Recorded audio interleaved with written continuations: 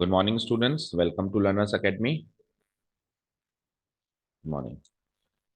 So, the next chapter we will start in our course, will continue with our course is chapter number 15, statistics. Topic name you can see on your screen. The topic name is statistics, chapter number 15. कोई कैसा chapter number 14 omit कर दिया, ठीक है, omit कर दिया है तो बाद में लेंगे, है ना। मतलब जो कॉन्सेप्चुअल टॉपिक्स हैं वो हम पहले ले रहे हैं, like limits and derivatives total conceptual topic है ना। फिर अभी स्टेटिस्टिक्स टोटल कॉन्सेप्चुअल, और फिर आ जाओ उसके बाद क्या, प्रोबेबिलिटी। नहीं, प्रोबेबिलिटी से फिर लॉजिकल टॉपिक शुरू हो जाएंगे, बट एक सीरीज शुरू हो जाएगी ना। प्रोबेबिलिटी लॉजिकल, फिर वापस आएंगे अपन, या तो प्रोबेबिलिटी के बाद अपन रीजनिंग ले लेंगे। दोनों लॉजिक बेस्ड है, प्रोबेबिलिटी भी लॉजिक बेस्ड है और मैथमेटिकल रीजनिंग भी लॉजिक बेस्ड है। इन दोनों को साथ में ले लेंगे, 15 के बाद ये कर लेंगे। और फिर पीछे हमारा एक चैप्टर या दो चैप्टर छूटे हुए हैं, उनको साथ में ले लेंगे, ठीक है ना। तो इस तरीके से हम आगे बढ़ेंगे। तो next chapter we will take is statistics. Statistics लेने का एक कारण और है, स्टैटिस्टिक्स थोड़ा सा, अब जितने भी टॉपिक्स बचे हैं उनमें सबसे लेंदी यही है, तो लेंदी है तो खत्म करो उसको एक बार के लिए, है ना। ठीक है, चलो अब बात करते हैं स्टैटिस्टिक्स। क्या पहली बार सुन रहे हो ये वर्ड? इंट्रोड्यूस करते हैं, क्या पहली बार सुन रहे हो ये वर्ड? नहीं, नाइन्थ में भी आया था, टेंथ में भी आया था, इलेवंथ में देख ही रहे हो, ट्वेल्थ में नहीं आएगा। प्रोबेबिलिटी के चैप्टर में थोड़ा सा इसका कैमियो रोल होगा, जैसे अभी पठान मूवी में सलमान खान का कैमियो रोल था ना, है ना, गेस्ट अपीयरेंस।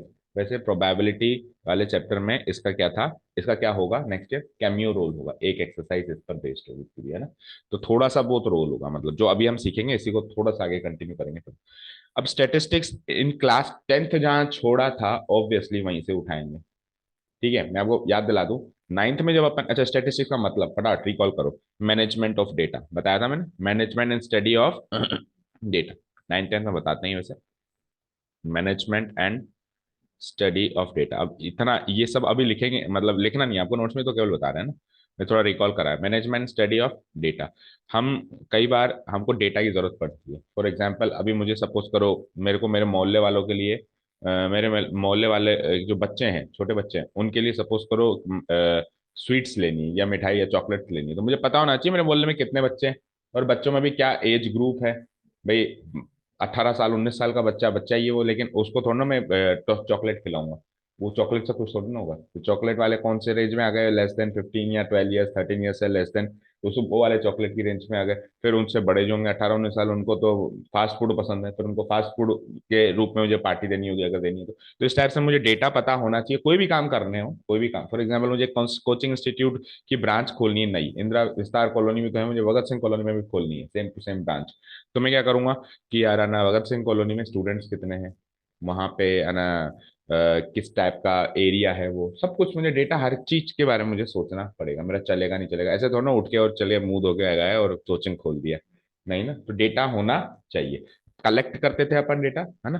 तो इसके जो सीक्वेंस फॉलो होती थी वो ऐसे होती थी, देखो याद करवा देता हूँ। सबसे पहले अपन कलेक्ट कलेक्ट करते थे data, collection of data.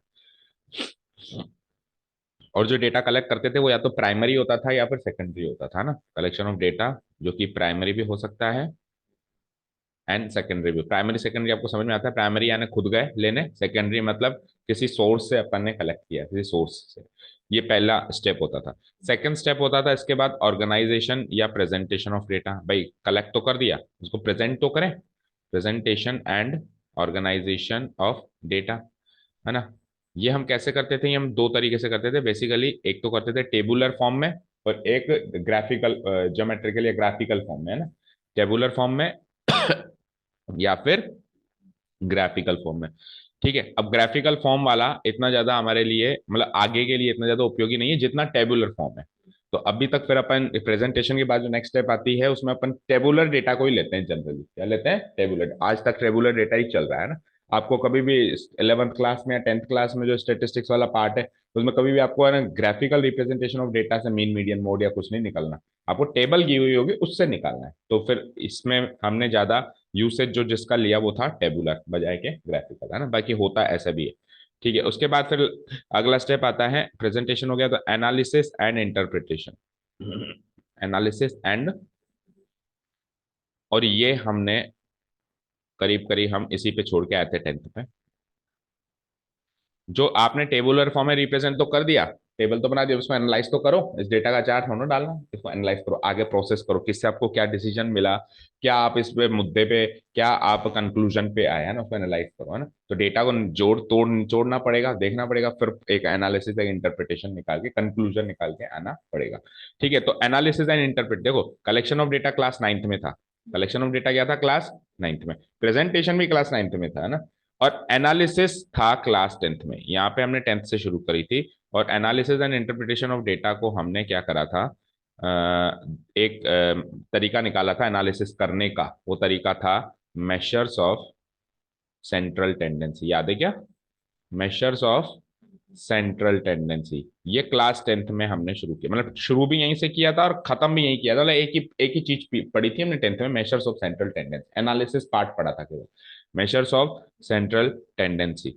Central tendency का मतलब, अभी टेंडेंसी का मतलब समझाया था ना, हम लिमिट टेरिटरी पढ़ रहे थे कि हमारा डेटा किसके इर्द गिर्द टेंड कर रहा है, किसके इर्द गिर्द रिवॉल्व कर रहा है। तो बहुत विशाल का डेटा है, पर वो एक पॉइंट के आसपास रिवॉल्व कर रहा होगा ऑन एन एवरेज, वो डेटा का एक पॉइंट क्या है जो पूरी डेटा को रिप्रेजेंट कर सकता है।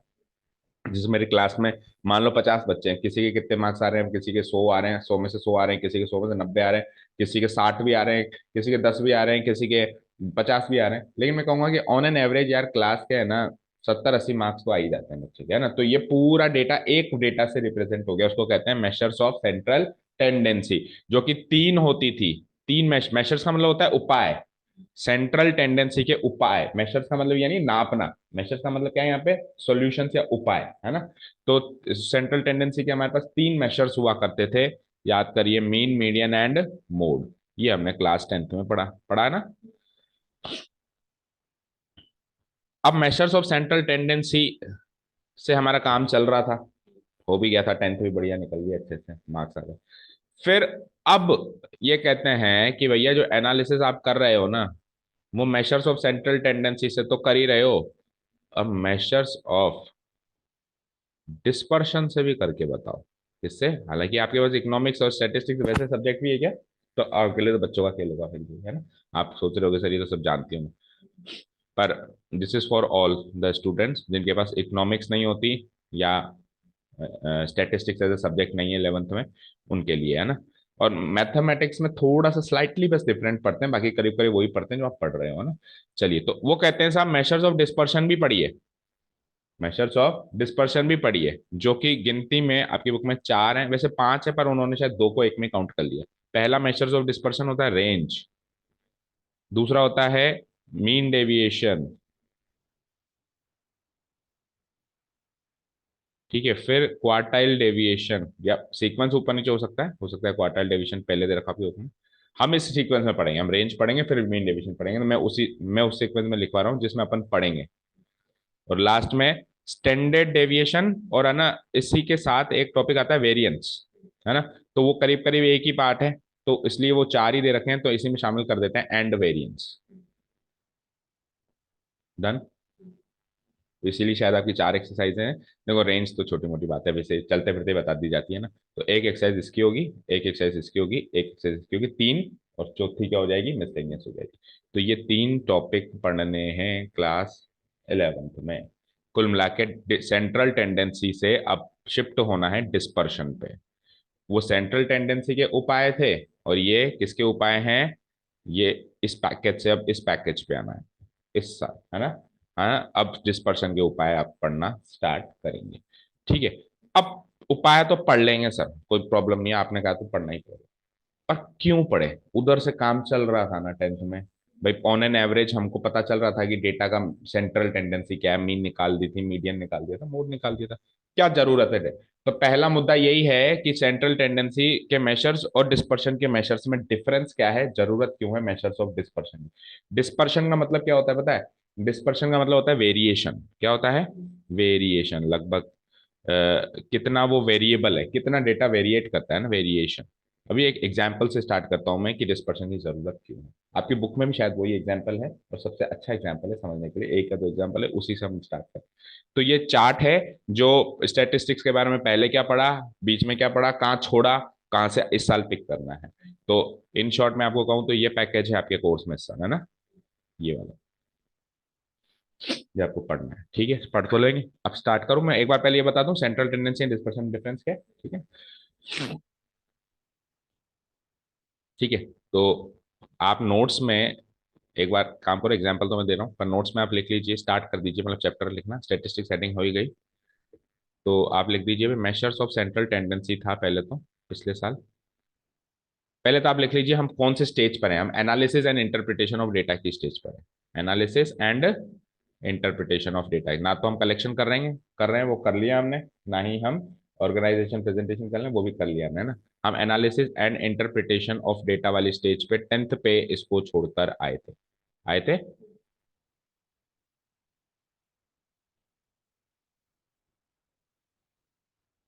ठीक है, इस पे भैया हम लास्ट ईयर छोड़ के आए थे।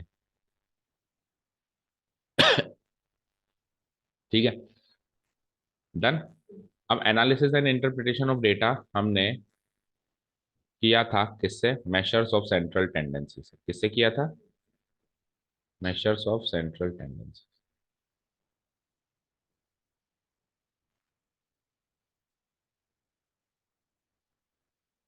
अच्छा, स्टैटिस्टिक्स को हिंदी में क्या कहते हैं, सांख्यिकी, सांख्यिकी, संख्याओं का या डेटा का मैनेजमेंट, सांग आधा ख yi की, सांख्यिकी है ना। ठीक है, डन। अच्छा, मेजर्स ऑफ सेंट्रल टेंडेंसी कितने थे, तीन थे। कितने थे, तीन। तो उसके नीचे यहाँ लिख दो, कलर कौन सा लें हम, कौन सा है तुम्हारा फेवरेट कलर, कोई सा भी ले लें। ओके, तो ये मीन, ये मीडियन और ये मोड, ये तीन होते हैं मेजर्स ऑफ सेंट्रल टेंडेंसी। ठीक है, मेन मीडियन।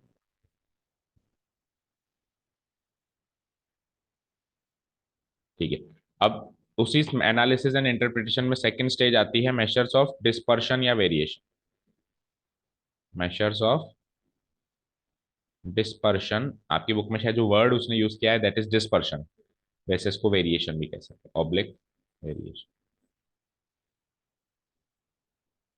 ठीक है, और ये जो मेजर्स होंगे ये आपकी बुक में चार दे रखे हैं। कौन कौन से, फर्स्ट वन इज रेंज।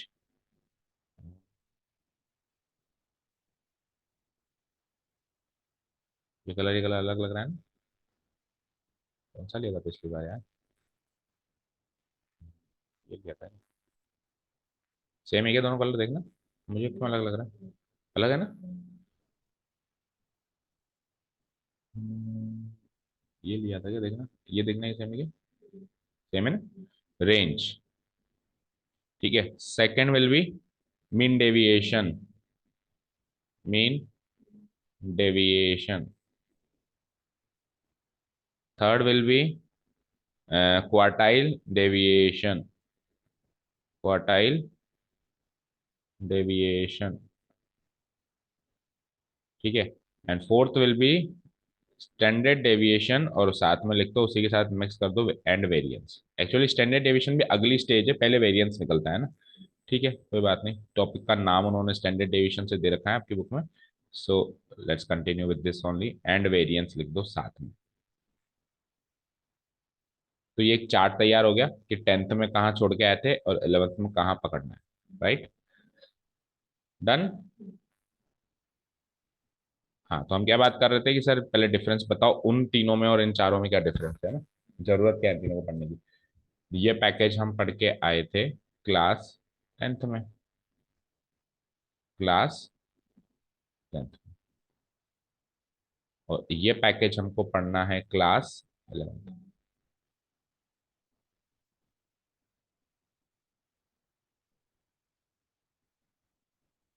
ठीक है, डन। ओके, चलो अब बात करते हैं इन दोनों में क्या डिफरेंस है। तो इन दोनों का डिफरेंस के मैंने क्या कहा, एक एग्जांपल ले लेता हूँ मैं आपको ना, आ जाओ, कि बुक में ही है वो एग्जांपल, वैसे चलो देखो, रफली लेते हैं एग्जांपल, तो एग्जांपल भले नोट मत करना नोट्स में, आप समझना बस।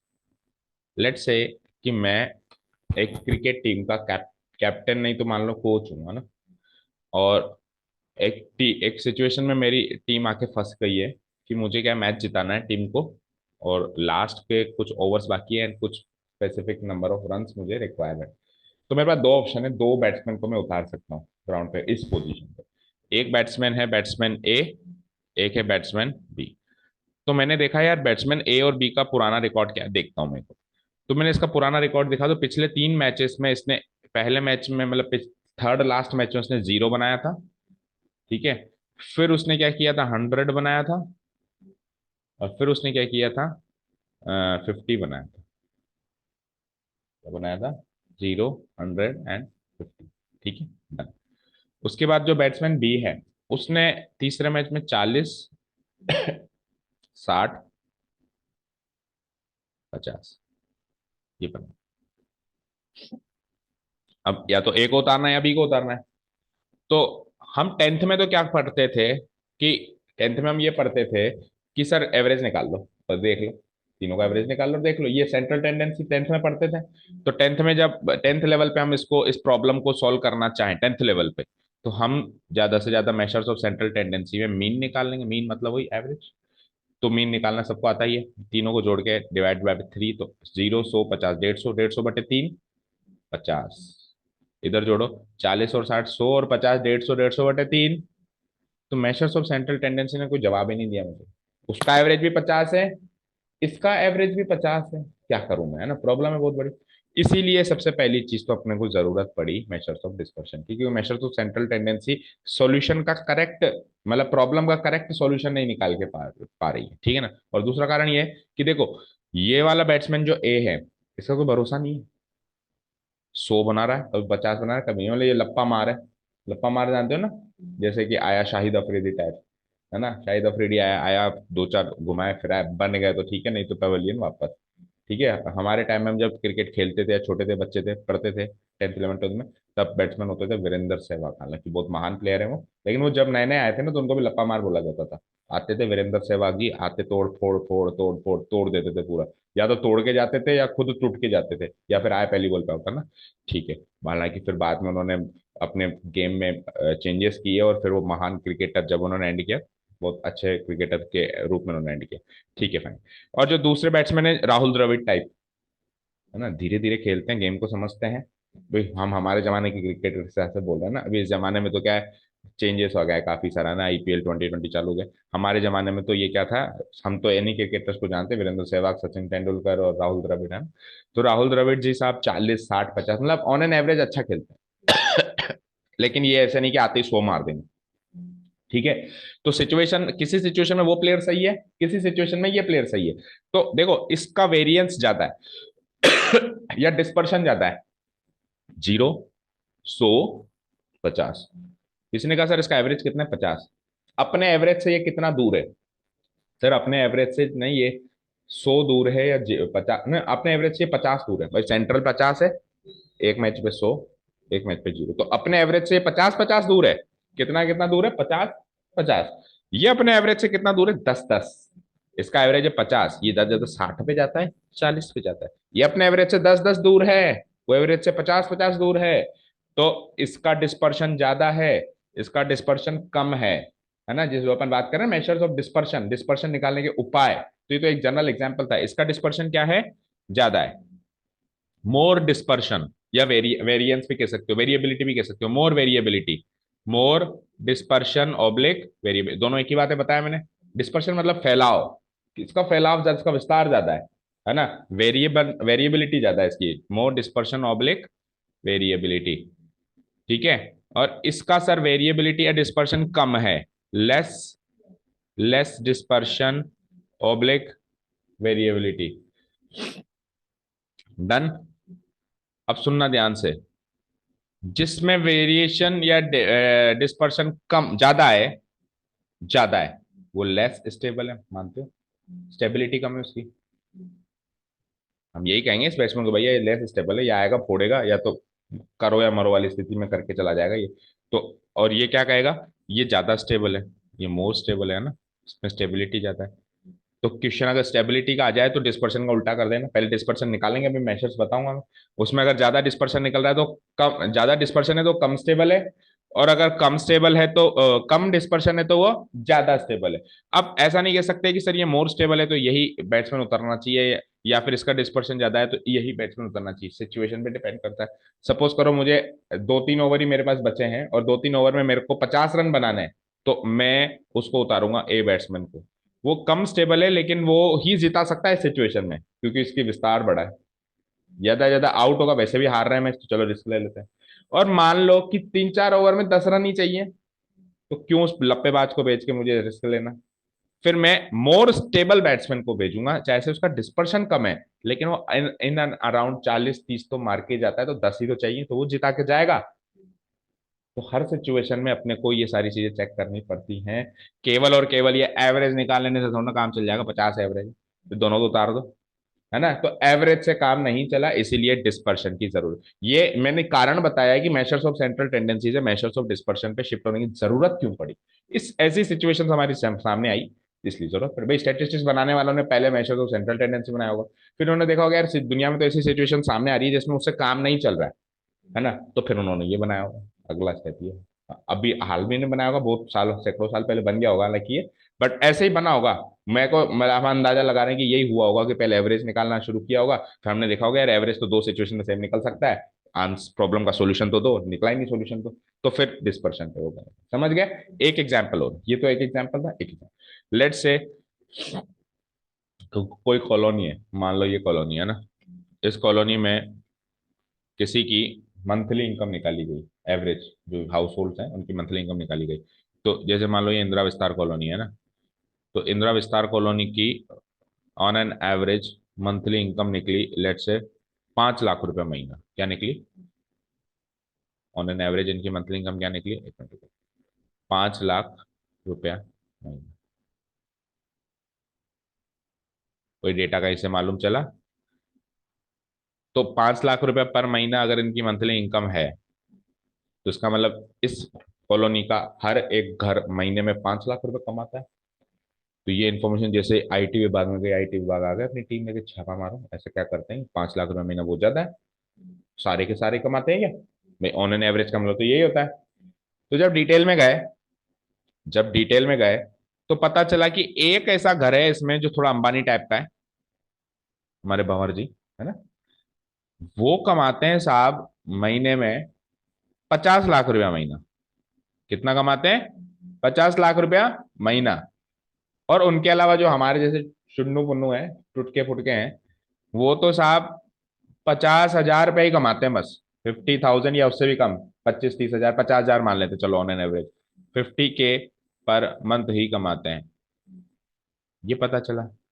अब एक आदमी ने 50 लाख रुपए महीने कमाने वाले ने सबका एवरेज बढ़ा दिया, तो यानी कि एवरेज करेक्ट मेथड नहीं हुआ ना सॉल्यूशन का। भाई एवरेज से तो आपका प्रॉब्लम यहाँ पे आके अटक गया और आईटी विभाग का छापा मर गया, वेरिएंस तो देखा ही नहीं हमने। तो इस सिचुएशन को हैंडल करने के लिए फिर डिस्पर्शन की जरूरत पड़ी। भाई डिस्पर्शन से काम लेते आप, तो आप इस सिचुएशन को देखते, आपने सेंट्रल टेंडेंसी से काम लिया, तो आप तो 5 लाख रुपए महीना निकाल के आ गए। सबकी जोड़ी आपने एक एक घर में गए, अपनी अपनी मंथली इनकम बताइए, जोड़ी डिवाइडेड बाय नंबर ऑफ जितने भी घर है, 5 लाख रुपए महीना निकल के आए। 5 लाख रुपए महीना, कोई तो 10 हजार रुपये महीने ही कमा रहा है। फिर जब डिस्पर्शन वाली टीम आई तो उसने कहा पागल है ये जो सेंट्रल टेंडेंसी वाले ना पागल है, फालतू के, तो वो क्या कहते हैं, अफवाह फैला रहे हैं, है ना। 5 लाख रुपए कुछ नहीं हुआ, तो वो तो एक घर है बस। तो एक घर है तो फिर भैया उस हिसाब से आप प्रेजेंटेशन देते हैं ना अपना, भाई एक ही घर है तो छापा उधर ही मारते, और वो क्यों परेशान किया, समझ गए ना? ठीक है। तो ये तो सेंट्रल टेंडेंसी वाले लोग हैं, और जो इस तरीके से बता के गए वो डिस्पर्शन वाले लोग हैं, समझ गया। तो कुल मिला के आपको ये समझ में आ चुका होगा कि measures of central tendency and measures of dispersion में क्या डिफरेंस है। सेंट्रल टेंडेंसी वाले क्या है, एक ही डेटा पे रिवॉल्व करते हैं। डिस्पर्शन वाले उस डेटा के इर्द गिर्द उसका विस्तार भी, उसका डिस्पर्शन भी देखते हैं, एवरेज से कितना कितना दूर है औरों की इनकम। ठीक है, समझ आ गया ना, क्लियर है। ठीक है, चलिए तो अब अपन टॉपिक स्टार्ट कर रहे हैं, मतलब कॉन्सेप्चुअल टॉपिक स्टार्ट कर रहे हैं, मेजर्स ऑफ डिस्पर्शन या वेरिएंस, जिसका पहला काम क्या है, रेंज। ठीक है, तो हेडिंग डाल दीजिए measures of dispersion oblique variance, या वेरिएबिलिटी है। डाल दिया। इसका पहला टॉपिक क्या है, रेंज। रेंज हालांकि हम क्लास 10th में भी पढ़ के आए, बट उसके इतने ज्यादा क्वेश्चंस थे नहीं और अभी भी नहीं है, तो रेंज को एक ही लाइन में खत्म करेंगे। पढ़ के आए हो ना रेंज, बताओ। बड़े से बड़ा, छोटे से छोटा, है ना। ठीक है, मेजर से। तो इसका पहला टॉपिक क्या है, रेंज।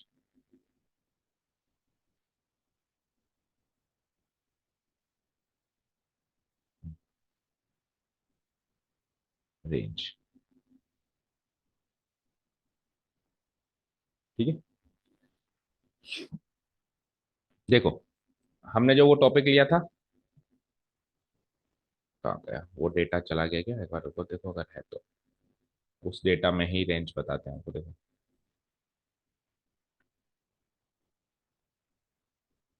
ये वाला डेटा है। देखो बेटा, बैट्समैन ए की रेंज क्या है, रेंज मतलब ज्यादा से ज्यादा इसने कितने मारे 3 मैचों में, 100। और कम से कम कितने मारे, 0। तो इसकी रेंज हो गई लार्जेस्ट माइनस स्मॉलेस्ट, यानी कि 100। ठीक है। इसकी रेंज देखो, इसने ज्यादा से ज्यादा कितने मारे, 60। और कम से कम कितने वाले, 40। तो इसकी रेंज हो गई 60 - 40, यानी कि 20। ठीक है। यानी कि ये 20 रन के विस्तार में खेलता है, वो 100 रन के विस्तार में खेलता है, 100 मारेगा या 0 मारेगा, समझ गए। और ये कम से कम 20 रन के विस्तार में खेलता है, मतलब इसका एवरेज अगर 50 है, 60 है, तो उससे 20 रन आगे, 20 रन पीछे। ठीक है। तो ये होती है रेंज। रेंज मतलब सिंपल सी बात है, उसकी हाईएस्ट वैल्यू में से उस डेटा की लोवेस्ट वैल्यू माइनस करनी है, दैट इज इट, है ना, यही रेंज है। इसका क्वेश्चन आता ही नहीं है, पर आपको नॉलेज बेस पे एक आध नंबर का कोई एमसीक्यू बन जाए तो पता होना चाहिए। सो स्टार्ट करते हैं। आपके बुक में तो शायद इसका फॉर्मूला ही नहीं होगा, but चलो हमने बता है, ऐसे ही है, चलते फिरते ही। हाँ, ये रहा। मैक्सिमम वैल्यू माइनस दे रखा है, बस दैट्स इट। ठीक है। तो लिखिए, range is, range means the difference of, the difference of largest and smallest, largest and smallest value of of some given data, of some given data. ठीक है। वैसे 10th में भी था ये, थोड़ा सा मतलब इतना ही था, है ना, अभी भी इतना ही है, इतना ही रहेगा ये। रेंज मतलब लार्जेस्ट माइनस स्मॉलेस्ट, इसने कोई तरक्की नहीं करी। ठीक है ना, इतना ही था, इतना ही रहेगा। Largest minus smallest, that is formula लिख दो, that is range equal to maximum value, जैसा फॉर्मूला आपकी अपन बुक का रेफरेंस लेंगे। Range means maximum value minus minimum value. Book में यही फॉर्मूला है।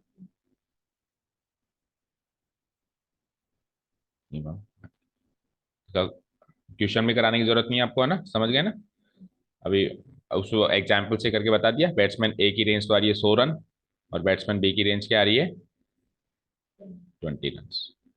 सो पैक कर लो उसको एक ब्रैकेट में, दिस इज द फॉर्मूला।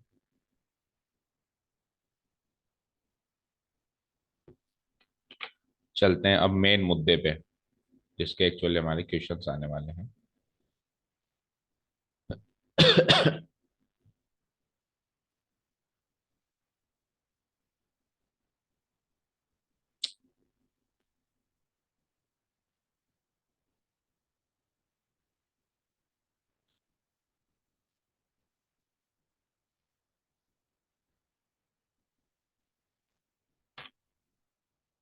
चलें नेक्स्ट टॉपिक पे।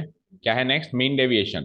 तो मीन डेविएशन से एक्चुअली चैप्टर स्टार्ट होता है आपका, है ना, यहाँ ये वाला चैप्टर क्लास 11 में कहाँ से स्टार्ट होता है, मीन डेविएशन। कई बार तो कई कई टीचर्स तो बस पहली क्लास में इतनी जितनी रामायण हमने करी नहीं करते हैं, सीधे बात करते हैं, आ जाओ भाई, या मीन डेविएशन पहली एक्सरसाइज है ना, और ऑब्वियसली पहली एक्सरसाइज है भी। So the second topic is, next page से करता हूँ मैं, आप देख लेना आपके हिसाब से। Second topic is mean deviation. So class 11th की स्टेटिस्टिक्स चालू हो गई, मान लो ये नाम लिखते ही, ठीक है।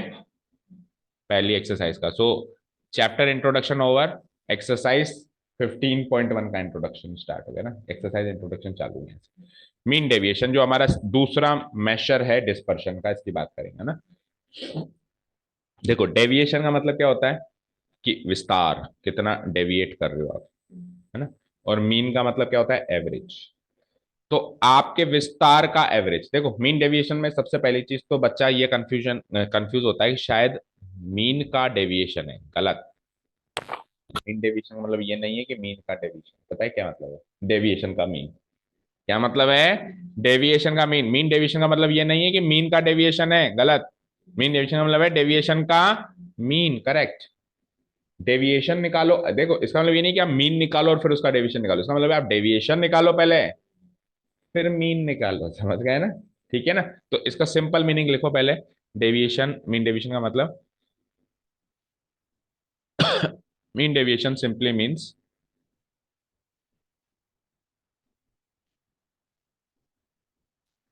Simply means,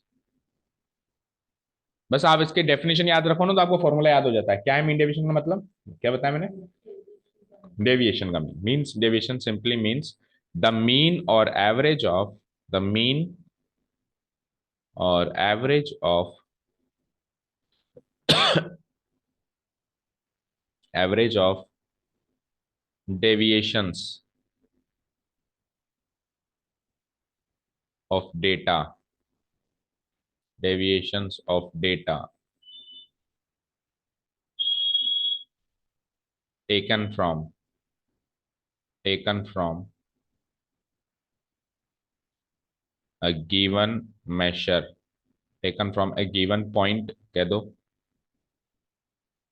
taken from a given point, है ना, which is, which is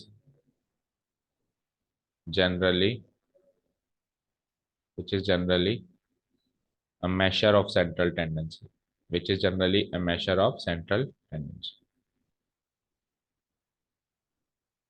तो मैसेज क्या हो, देख के नहीं आया message, a measure of central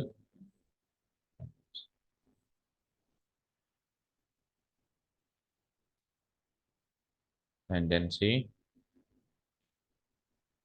ठीक है ना, that is मीन और मीडियन, दैट इज मीन और मीडियन।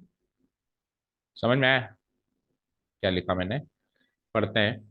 मीन डेविएशन का सिंपल सी भाषा में, बुक की डेफिनेशन नहीं देखी है ना, मैं सिंपल सी भाषा में बताना चाह रहा हूँ आपको। मीन डेविएशन का मतलब है मीन निकालना है आपको या फिर एवरेज निकालना है। किसका निकालना है सर, डेविएशन निकालो डेटा का, एक पॉइंट से, एक पॉइंट से डेविएशन निकालो, एक पॉइंट भी, एक कोई पॉइंट फिक्स कर दो, फिक्स कर दिया, अब इससे आपका डेटा कितना डेविएट हो रहा है, कितना डेबिट होगा। ठीक है, फॉर एग्जाम्पल, एग्जाम्पल देते हैं, रफ एग्जाम्पल, लेट से मेरा डेटा है 0, 10, 20, 18, 17, 16, 15, एग्जाम्पल कुछ भी ले लो ना, 30। अब मैंने एक पॉइंट फिक्स कर दिया, क्या पॉइंट फिक्स कर दिया, एक पॉइंट फिक्स कर दिया। किसी ने कहा सर क्या पॉइंट फिक्स करोगे, मैंने कहा मुझे खतरों से खेलना अच्छा लगता है, मैं 17 फिक्स करता हूँ, 17 मीन्स खतरा, मैंने फिक्स कर दिया। तो अब आप 17 से इन सबका डेविएशन देखोगे, ये 17 से कितना दूर, ये 17 से कितना दूर, ये कितना दूर, ये कितना दूर, ये कितना दूर, ये कितना दूर, ये कितना दूर और ये कितना दूर, दूर डेविएशन कितना दूर है, दूरी पता कर ली, डेविएशन पता कर लिया। अभी जितने भी डेविएशन निकले इनका mean, mean of the deviation, not deviation of the mean, ठीक है, डन है, ठीक है ना। तो अच्छा अब बात मुद्दा आता है सर ये 17 कहां से फिक्स हुआ, तो ये जो पॉइंट फिक्स होता है ना, ये generally measure of central tendency होता है। मेजर ऑफ सेंट्रल टेंडेंसी सीखा ना, मीन मीडियन मोड, उसमें मोड को हटा दो, जनरली ये मीन, वो जो पॉइंट फिक्स होता है वो या तो उस डेटा का मीन होता है या फिर उस डेटा का मीडियन होता है। अगर मीन से निकालते हैं तो उसको कहते हैं मीन डेविएशन अबाउट मीन, और अगर मीडियन से निकालते हैं तो उसको कहते हैं mean deviation about median. Is this thing clear, है ना। तो मीन डेविएशन के आगे उस एक वर्ड लिखा रहता है अबाउट व्हाट, और अगर कुछ भी ना लिखा हुआ हो तो बाय डिफॉल्ट मीन होता है, मीन डेविएशन अबाउट मीन होता है। ठीक है, क्या लिखा हमने, ये जो डेटा हम लेंगे, एक पॉइंट से डेविएशन लेंगे, वो पॉइंट जनरली क्या होता है, मेजर ऑफ सेंट्रल टेंडेंसी होता है, जो कि या तो मीन होगा या फिर मीडियन होगा। Is this thing clear to you. So यहाँ से मीन डेविएशन दो पार्ट्स में डिवाइड हो जाता है, मीन डेविएशन अबाउट मीन और मीन डेविएशन अबाउट मीडियन, ठीक है ना। तो नेक्स्ट पार्ट, इसको दो पार्ट्स में डिवाइड कर देता हूं मैं। So so mean deviation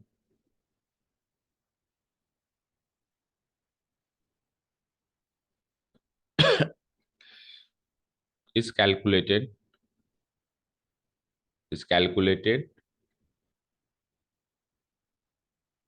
in two forms.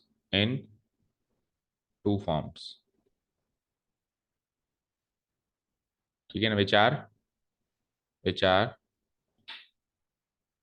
Mean deviation about mean deviation about mean. The second thing is mean deviation about median. Mean deviation about median.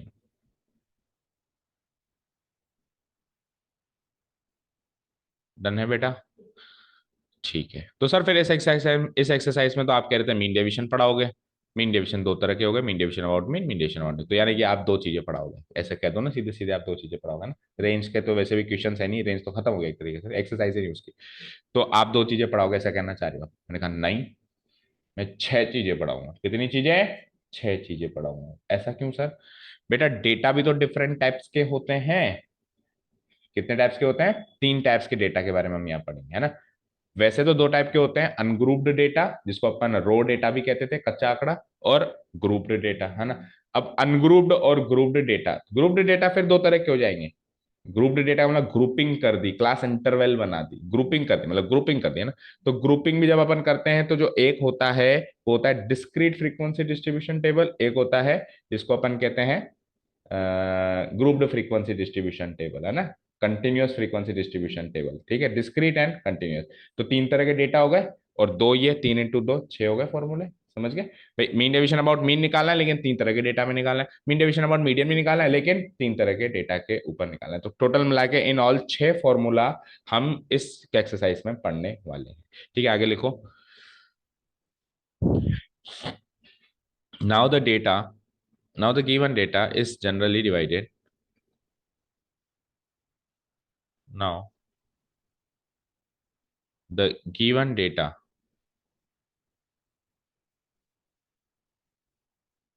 is generally given in the form given in the in three forms given in three forms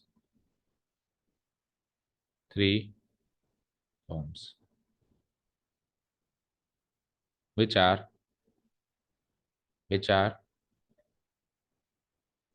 ठीक है. तो तीन form से होते हैं, उसको divide chart बनाता हूं मैं. सबसे पहले तो क्या लिखूंगा मैं? डेटा को दो पार्ट्स में डिवाइड कर दिया, और फिर data, grouped data ungrouped data ना. डेटा यहाँ तो है डेटा टाइम, ठीक है, और इसको अब दो पार्ट्स में डिवाइड कर दिया.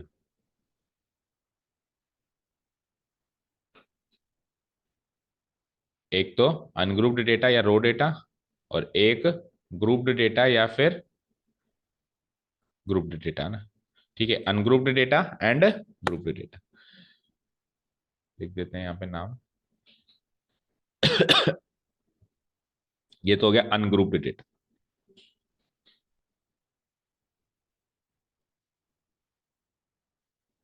अनग्रुप्ड डेटा, ठीक है, या फिर रॉ भी बोलते हैं इसको, रो डेटा. और दूसरा क्या बताया मैंने? Grouped data.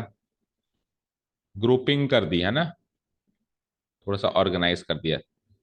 और ग्रुप्ड डेटा भी फिर मैंने क्या कहा, दो तरह के का. एक तो डिस्क्रीट फ्रीक्वेंसी, और एक एक कंटिन्यूअस फ्रीक्वेंसी. इसको भी फिर दो पार्ट्स में डिवाइड कर दो.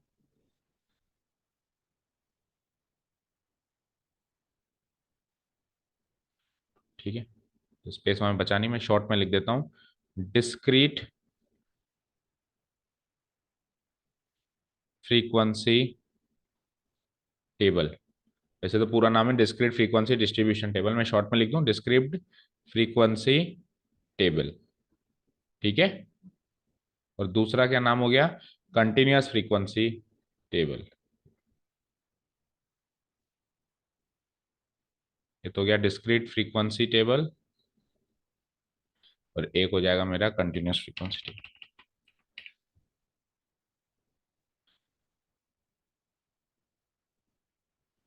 Continuous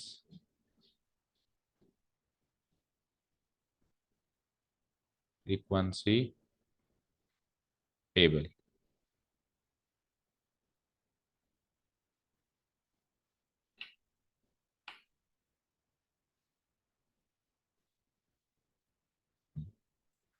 continuous frequency table.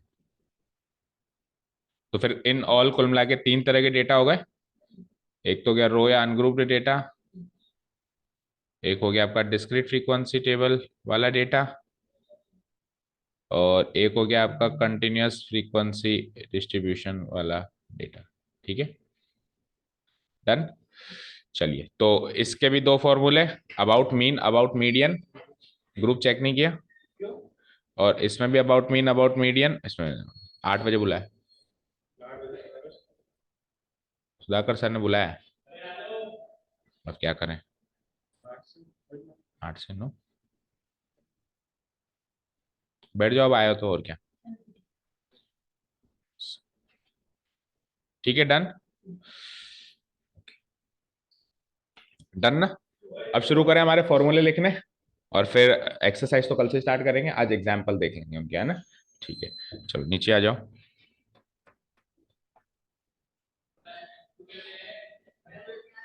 So first topic is mean deviation about mean for ungrouped data, है ना। Mean deviation for ungrouped data लिख दो आप, उसमें फिर मीन डेविएशन अबाउट मीन चलेगा और मीन डेविएशन अबाउट मीडियन चलेगा, ना। तो फॉर्मूले एक काम करेंगे, कैसे पढ़े इसको, एक काम करते हैं। अब देखो दूसरी चीज, मीन डेविएशन अबाउट मीन और मीन डेविएशन अबाउट मीडियन निकालने के लिए मीन और मीडियन निकालना भी तो जरूरी है। तो एक बार फटाफट से प्रीवियस रिवीजन करो, मीन और मीडियन कैसे निकालते हैं। फाइन, तो लिखिए, नेक्स्ट टॉपिक लिखिए, revision previous revision previous revision of mean oblique median फॉर्मूले। बस फॉर्मूले फॉर्मूले लिखवा रहा हूँ, ज्यादा डिटेल में नहीं जा रहा हूँ, जो 10th में छोड़ के आए थे। ठीक है, तो सबसे पहले मीन मीन निकालने का फॉर्मूला बताओ। मीन, जिसको अपन ऐसे भी डिनोट कराते थे एक्स बार से। ठीक है, याद है फॉर्मूला? नहीं है?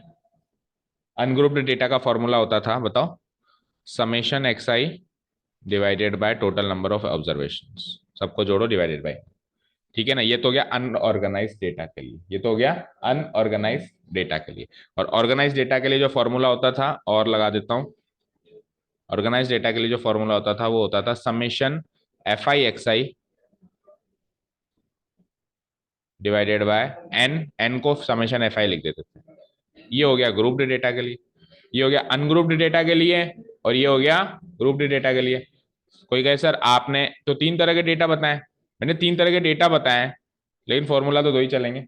बस थोड़ा सा डिफरेंस होगा, अभी मीन डेविएशन में थोड़ा डिफरेंस क्रिएट हो जाएगा। बाकी जब सेंट्रल टेंडेंसी की बात कर रहे थे तो जनरल अपन अनग्रुप डेटा और ग्रुप डेटा के दो फॉर्मूले सीखते थे। अब वो जो दूसरा होता था ना, F I D I, F I U I होता था, वो तो टेक्निक्स हैं भाई, डेटा जब बड़ा आ जाए तो फिर X I F I x I को एफ आई डी आई में भी चेंज कर देते थे अपन। तो इसी वाली रेंज में लिख दो उसको नीचे और लगा के, है ना।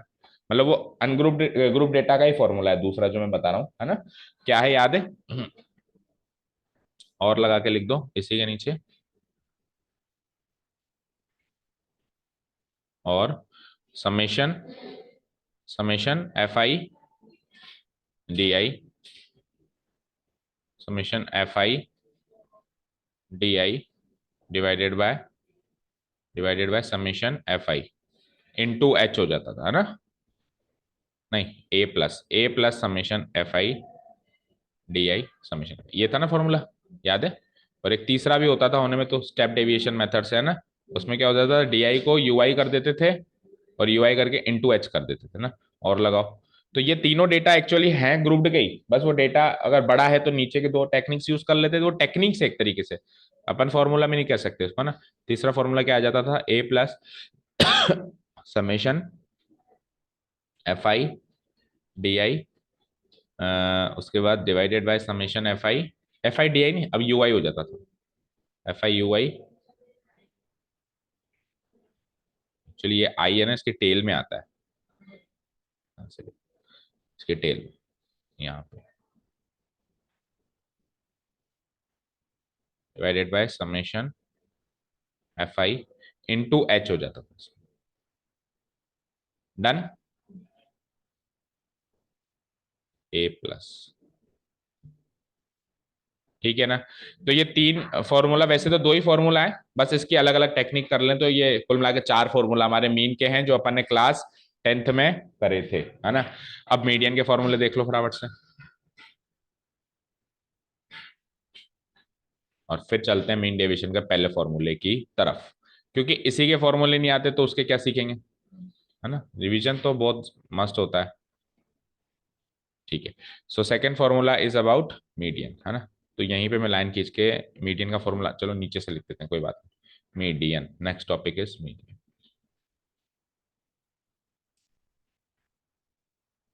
मीडियन के फॉर्मूले याद है क्या? देखो, ग्रुप्ड डेटा, अनग्रुप्ड डेटा के लिए तो फॉर्मूला होता था, अनग्रुप डेटा के लिए फॉर्मूला होता था, अगर नंबर ऑफ ऑब्जर्वेशंस ऑड और इवन हो तो उसके हिसाब से फॉर्मूला बना हुआ था। अगर ऑड हो तो n प्लस वन नथ ऑब्जर्वेशन, है ना, n प्लस वनथ ऑब्जर्वेशन, ठीक है। और n प्लस वनथ ऑब्जर्वेशन ही होता, n plus one by two observation, n plus oneth नहीं, n plus one by two. Centre पे पहुंचोगे ना तो पहले एक जोड़ोगे और फिर डिवाइडेड बाय टू करोगे तभी तो सेंटर, जैसे मान लो आपका 7 ऑब्जर्वेशन है, सो 7 plus one 8, 8 divided by to, चौथा ऑब्जर्वेशन मिडिल में आएगा। मीडियन मतलब मिडिल ऑब्जर्वेशन होता था, याद है ना। तो n plus one by two observation, अगर नंबर ऑफ ऑब्जर्वेशन क्या है, क्या है, ऑड है ना। उसके बाद लिखो यहाँ पे और लगा के दूसरा फॉर्मूला होता था n बाय टूथ ऑब्जर्वेशन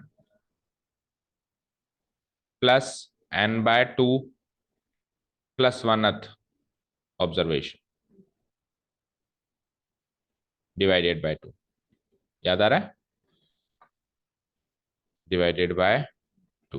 तो ये दो फॉर्मूला है अनऑर्गेनाइज डेटा के लिए मीडियन निकालने के, ठीक है। ऑर्गेनाइज डेटा का एक ही फॉर्मूला है।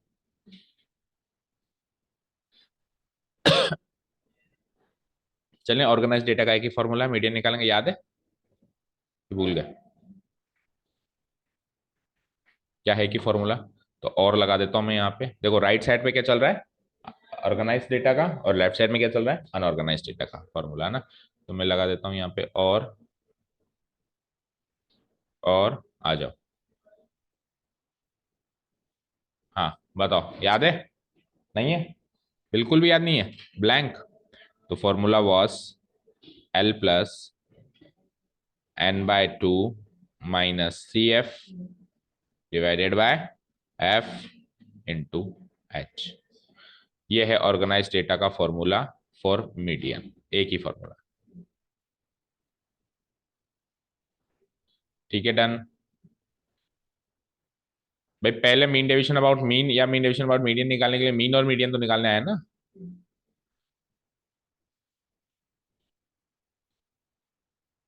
ओके, ठीक है। तो ये तो हो गया प्रीवियस रिवीजन, ये सारे फॉर्मूले आपको पता होने चाहिए। अब आ जाओ मीन डेविएशन अबाउट मीन, पहला टॉपिक है ना, मतलब एक्सरसाइज का पहला फॉर्मूला आपको मिलने वाला है अब यहाँ से, मीन डेविएशन अबाउट मीन।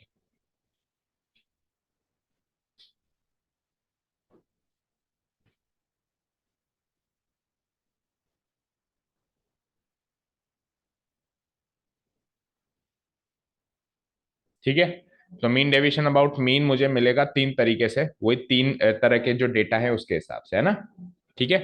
तो मीन से आपको डेविएशन देखना है, तो अनऑर्गेनाइज डेटा का फॉर्मूला बताऊं पहले क्या, और फिर ऑर्गेनाइज डेटा का, और फिर उसका, अच्छा मीन डेविएशन अबाउट मीन को अपन सिंपली एमडी से डिनोट कराते हैं ना, और आखिरी में लिख देते हैं, कैसे डिनोट कराते हैं, एम डी मीन डेविएशन, और अबाउट मीन है तो नीचे डाल देते हैं ऐसे एक्स बार, और अगर मीन डेविएशन अबाउट मीडियन है तो मीन डेविएशन अबाउट मीडियन, इस तरीके से डिनोट कराते हैं ना। तो लिखिए, it is denoted by, it is it is basically, पहले उसका वो लिखो, it is basically the mean और एवरेज, द मीन ब्रैकेट में लिख लो average of the deviations, of the deviations of data of given data taken from the mean of the data, taken from the mean of the data. Done. ठीक है, formula आ रहा है।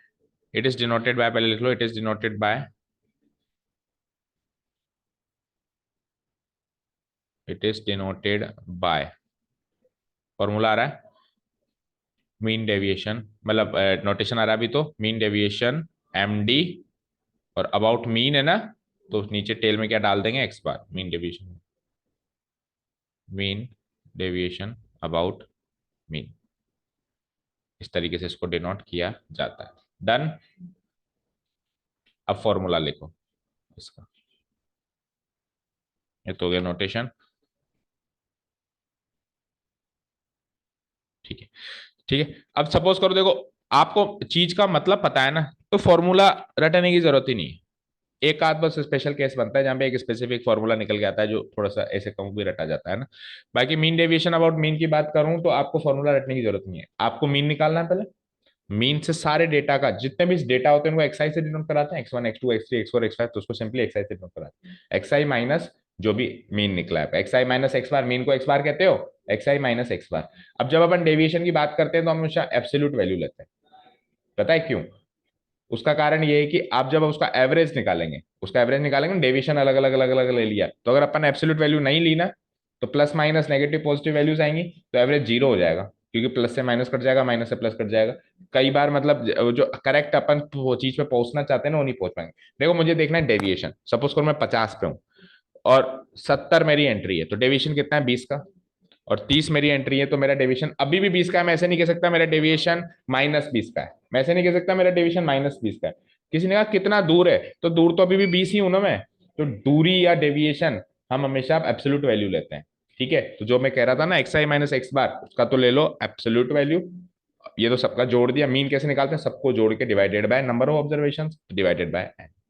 ठीक है ना, तो फॉर्मूला आ रहा है मीन डिवीजन अबाउट मीन, इसका फॉर्मूला है, and it is equal to summation, देखो मैंने क्या ले लिया, absolute values of x i, मतलब सारे के सारे ऑब्जर्वेशंस है ना, माइनस मीन, मीन को क्या लिखते हो आप, ऐसे लिखते हो, absolute value close divided by number of observation. Unorganize data का फॉर्मूला आ चुका है आपके पास। ठीक है, अब बात करें सर ऑर्गेनाइज डेटा की, है ना। तो ऑर्गेनाइज डेटा का फॉर्मूला आ रहा है, और लगा रहा हूं मैं बीच में, और इक्वल टू, ऑर्गेनाइज डेटा में फ्रीक्वेंसी आ जाएगी, इतना तो पता है। अनऑर्गेनाइज से ऑर्गेनाइज कैसे बनाते हैं अपन, देख लेते हैं भाई, 3 कितनी बार रिपीट हो रहा है, तो 3 को एक बार ही लिख के उसकी फ्रीक्वेंसी बना लेते हैं ना। तो फ्रीक्वेंसी आ जाएगी, तो summation, same to same formula, summation, बस ये जो ये डेविएशन है इससे पहले लगा दो एफ आई, और उसके बाद वो का वही काम, मॉडुलस, कह दो, या फिर एब्सोल्यूट वैल्यू कह दो। वैसे इसको इस वाले चैप्टर में एब्सोल्यूट वैल्यू से डिनोट किया जाता है बास को, है ना। जब अपन फंक्शंस में चलते हैं, डिफरेंशिएशन इंटीग्रेशन, तो इस चीज को मॉडुलस कहा जाता है, मॉडुलस फंक्शंस, है ना। एक्स आई मतलब एक ही है कि आपको क्या लेना है, नेगेटिव साइन को इग्नोर करना है, डिवाइडेड बाय, और जब जब फ्रीक्वेंसी आ जाती है तब तब नंबर ऑफ ऑब्जर्वेशन को अपन क्या लिखते हैं, समेशन एफ आई। ठीक है, number, total number of observation को क्या कह देते हैं अपन, फ्रीक्वेंसी का टोटल समेशन एफ आई। अगर फ्रीक्वेंसी है ही नहीं वहां पे, तो अपन सिंपली कैपिटल एन कहते हैं, भैया गिन लो कितने, है ना। और जब फ्रीक्वेंसी दे दी तो अपन क्या कहते हैं, गिनो मत, अब फ्रीक्वेंसी का टोटल लगा दो। So N is basically equal to summation F I, हम क्लास 10 से भी सीखते हुए आ रहे हैं, समेशन एफ आई। डन। अब कोई कैसा 3 तरह के डेटा थे ना, तो तीसरा फॉर्मूला अभी आपको मैंने बताया था कि तीसरा फॉर्मूला सेम ही चलेगा, बस थोड़ा सा डिफरेंस है। तो वो डिफरेंस जो है ना, वो जब आएगा तभी बताएंगे, अभी नहीं बताएंगे। ठीक है, यहां तक क्लियर है? ठीक है, अब ये तो हो गया मीन। अब मीन डेविएशन अबाउट, तो और लगा के एक फॉर्मूला लगा के छोड़ दो, है ना। तीन फॉर्मूला बनेंगे ना, देखो ये तो बना मीन का, ये बना मीडियन का, ये तो बना मीन का अनऑर्गेनाइज डेटा में, ये बना मीन का ऑर्गेनाइज डेटा में, और लगा के ऑर्गेनाइज डेटा में भी जो कंटिन्यूस फ्रीक्वेंसी डिस्ट्रीब्यूशन टेबल होती है उसके लिए एक फॉर्मूला और निकल के आएगा, लेकिन अभी नहीं बताएंगे, अभी कंफ्यूजन हो जाएगा। तो नेक्स्ट आप डालो ये का, ये कॉपी पेस्ट करना है, बस मीन की जगह क्या लिखना है अपने को, मीडियन। तो देखो मीन की जगह मीडियन लिखेंगे तो कुछ नहीं करूंगा मैं, इसकी जगह मीडियन कर दूंगा, दैट्स इट, मजे करो बस, और कुछ नहीं करूंगा। अब मीडियन से निकाल रहा हूं मैं दूरी, ठीक है ना, तो डेविएशन भी मीडियन से देखूंगा ना, तो कॉपी पेस्ट करो।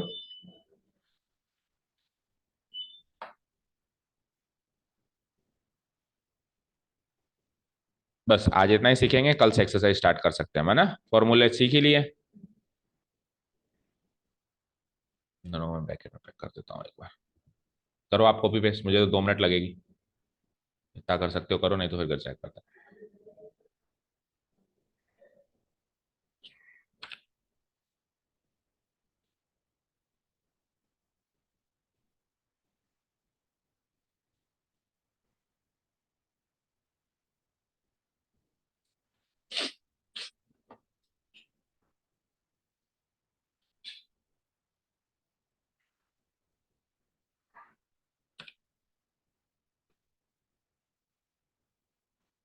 फॉर्मूले का डेरिवेशन समझ में आया ना बेटा,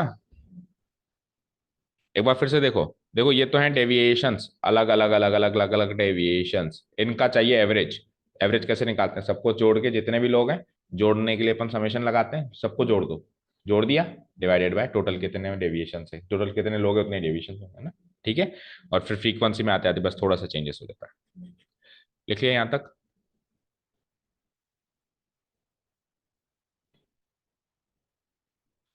ठीक है चलो, कर रहा हूँ मैं कॉपी पेस्ट।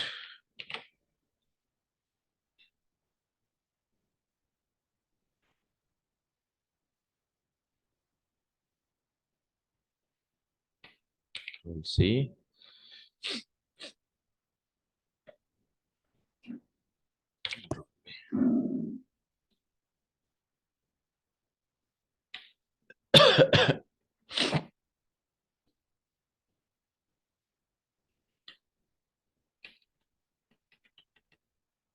देखो ये कॉपी पेस्ट करके करने में ना एक फायदा होता है, एक फायदा और होता है, एक तो चलो टाइम तो बच रहा है वो तो ठीक है, मैं इसी में चेंजेस कर रहा हूं ना, तो आपको जिंदगी भर के लिए याद हो जाएगा कि mean deviation about mean and mean deviation about median में इतना ही चेंजेस है, बाकी तो सब सेम है, क्योंकि सर ने काट के बस उसको चेंज कर दिया था, एक माइंड में फिट हो जाती है, सर ने ऐसे किया था, बस फॉर्मूला में भी इतना ही चेंज होगा, डिफरेंस मीनिंग में भी इतना ही चेंज होगा। तो मैं क्या कर रहा हूँ, मीन को क्या कर रहा हूँ, मीडियन, पहला चेंज, टॉपिक का नाम चेंज हो गया, सॉरी मीडियन, ठीक है ना। दूसरा, यहाँ पे फॉर्मूला में टेकन फ्रॉम द मीन लिखा था, taken from the median of the data, definition change हो गई, अब मीडियन से देखूंगा मैं डिफरेंस, ठीक है ना। और फॉर्मूला में क्या चेंज होगा, अच्छा नोटेशन में क्या चेंज होगा, नीचे जो मीन लग रहा था उसकी जगह मीडियन, मीडियन को एम से डिनोट कराते हैं, वो हम पहले ही देख चुके हैं, एम, ठीक है। और एक्स बार की जगह क्या आ जाएगा, एम आ जाएगा, दोनों फॉर्मूला में, इसमें भी और उसमें भी, मीन मीडियन और नीचे भी मीडियन, हो गया, ठीक है। ऊपर जब अपन ने रिवीजन लिखा था तब अपन ने ये लिख दिया था भाई, इसको एक्स बार और उसको एम कहते हैं, वो भी लिख लो। देखो मीन के लिए तो लिखा है, मीडियन के लिए नहीं लिखा, तो कंफ्यूजन बिल्कुल नहीं रखना, इसको एम से डिनोट करा, एम फॉर मीन नहीं होता, कई बच्चे अभी भी कंफ्यूजन में रहते हैं, एम फॉर मीन मानते हैं, ये एम मीडियन है भैया। डन है क्या मामला, मैं यहाँ पे एक लाइन खींच देता हूँ जिसका मतलब है कि ये तो चल रहा है अनग्रुप्ड डेटा के लिए और ये चल रहा है ग्रुप्ड डेटा के लिए।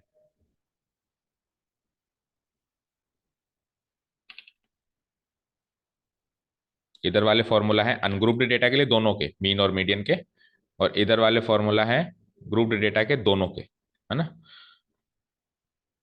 उसी line को इधर कर देते हैं,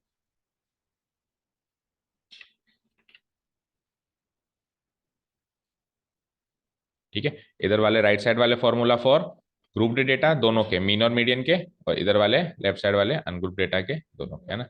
एक लाइन ऐसे खींच देते हैं, भाई यहाँ से मीडियन स्टार्ट हो गया है,